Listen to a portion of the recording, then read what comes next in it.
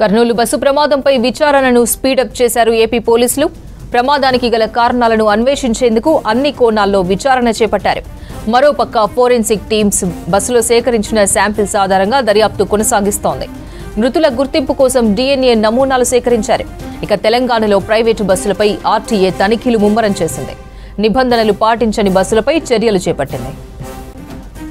Kurnool bus ప్రమాదం విచారణపై మరిన్ని details Balakrishna live లో అందిస్తారు. బాలకృష్ణ, ప్రమాదంలో డెడ్ బాడీల గుర్తింపు పూర్తయిందా? డీటెయిల్స్ ఏంటి? అపర్ణ, కర్నూలు బస్సు ప్రమాద ఘటనపై పూర్తి స్థాయిలో ఏపీ పోలీస్ శాఖ కూడా విచారణను స్పీడప్ చేసింది. నిన్న ఏదైతే ప్రమాదంలో 19 మంది చనిపోయారో వాళ్ళ డెడ్ బాడీస్ అన్నింటినీ కూడా కుటుంబ సభ్యులకి హ్యాండ్ ఓవర్ చేయడం జరిగింది. దాన్ని ఆ ఎంటైర్ ప్రాసెస్ అంతా కూడా చాలా స్పీడ్గా చేయడానికి అటు ఫోరెన్సిక్ టీం కానీ, వైద్య బృందం కానీ, రెవెన్యూ, పోలీసు అన్ని శాఖల అధికారులు కూడా చాలా ఫాస్ట్గా ఇన్వాల్వ్ అయ్యి ఆ శాంపుల్ని అంతా కూడా వైజాగ్కి పంపించి మ్యాచ్ చేసిన తర్వాత డెడ్ బాడీస్ని లొకేషన్లో కుటుంబ సభ్యులకు అప్పగించడం జరిగింది. ఆ ఎంటైర్ ప్రాసెస్ అంతా కూడా పూర్తయిపోయింది.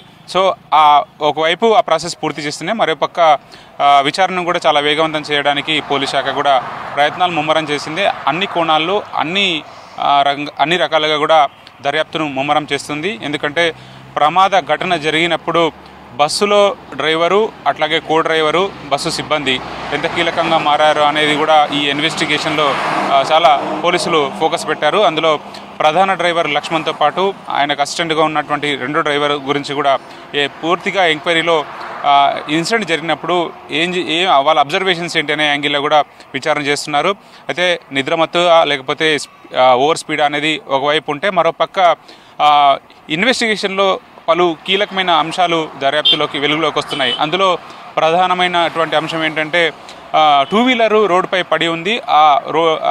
రోడ్డుపై పడి ఉన్నటువంటి టూ వీలర్ని బస్సు కొంత దూరం తీసుకెళ్ళింది. సో ఆ ర్యాపిడ్లో మంటలు చెలరేగి బస్సు అంతా కూడా వ్యాపించాయనేది పోలీసు ఇన్వెస్టిగేషన్లో తెలిసినమాట. అయితే అంతకుముందే ఒక బైకు పడిపోయి ఉంది అనేది మాత్రం మరోపక్క ఇన్వెస్టిగేషన్లో సెకండ్ ఇన్ఫర్మేషన్గా తెలుస్తుంది. ఎందుకంటే శివశంకర్ ఎవరైతే బైక్ రైడర్ ఉన్నారో, బస్సు కింద ఉన్నటువంటి బైకు సంబంధించినటువంటి బైక్ రైడర్ శివశంకర్ స్పాట్లోనే చనిపోయి ఉన్నారు.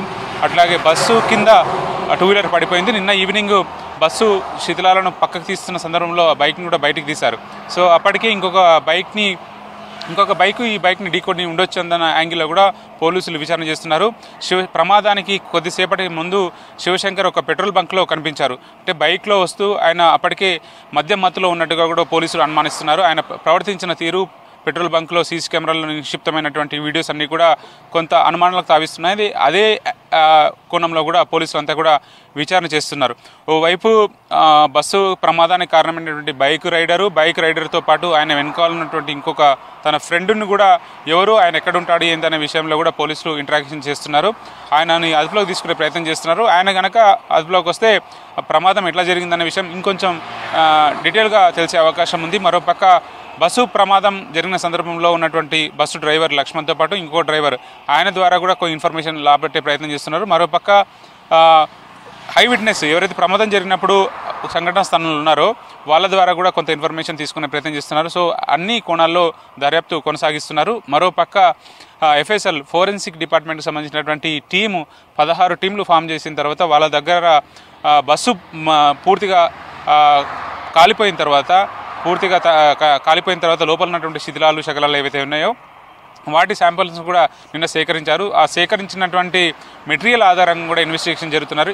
ఇంకా వేరే కారణాలు ఏమన్నా ఉన్నాయా అంటే, పెద్ద ఎత్తున మంటలు చెలరేగి పూర్తిగా బీటీ రోడ్డు కూడా కాలిపోయే పరిస్థితి ఏర్పడిందంటే ఇంకా వేరే కారణాలు ఏమన్నాయా అనే యాంగిల్లో కూడా పోలీసులు దర్యాప్తు చేస్తున్నారు. సో నిన్న ఈ ఇన్సిడెంట్ జరిగిన తర్వాత ఓవైపు సహాయక చర్యలు ఫాస్ట్గా కంప్లీట్ చేసిన తర్వాత ఏపీ తెలంగాణ ప్రభుత్వాలు, రెండు ప్రభుత్వాలు కూడా హైవేల మీద పూర్తి స్థాయిలో ప్రైవేటు వెహికల్స్ మీద ఫోకస్ పెట్టారు. ఏవైతే నిబంధనలకు విరుద్ధంగా నడుస్తున్నటువంటి వెహికల్స్ ఉన్నాయో వాటిని సీజ్ చేసే ప్రయత్నం, అట్లాగే వాళ్ళ మీద కేసులు నమోదు చేసే ప్రయత్నం కొనసాగుతుంది. ఇప్పటికీ రాయకల్ దగ్గర హైదరాబాద్ బెంగళూరు హైవే మీద షాద్నగర్ సమీపంలో రాయకల్ దగ్గర ఈ ఉదయం 2 బస్సులను సీజ్ చేయడం జరిగింది. ఒక పక్క ఫైర్ సేఫ్టీ ప్రికాషన్స్ లేకపోవడం, మరోపక్క పర్మిషన్స్ లేకపోవడం, అట్లాగే లగేజీ క్యాబిన్ ఉంటుందో ఆ క్యాబిన్లో అనుమానిత లేకపోతే ఎక్స్ప్లోజివ్స్ లాంటివి తరలించే ప్రయత్నం చేసినా కూడా వాటి మీద కేసు నమోదు చేస్తూ ఉన్నారు. ఇవాళ నమోదు చేసినటువంటి 2 కేసులకు సంబంధించి మాత్రం అందులో పర్మిషన్ లేకపోవడం, ఓవర్ స్పీడ్తో పోవడం, ఇంకా ఎక్సెస్ ఛానల్స్ ఉండడం, అంటే ట్రాఫిక్ వైలేషన్స్ ఉన్నటువంటి వెహికల్స్ మీద ఆర్టీఏ అధికారులు కేసులు నమోదు చేశారు.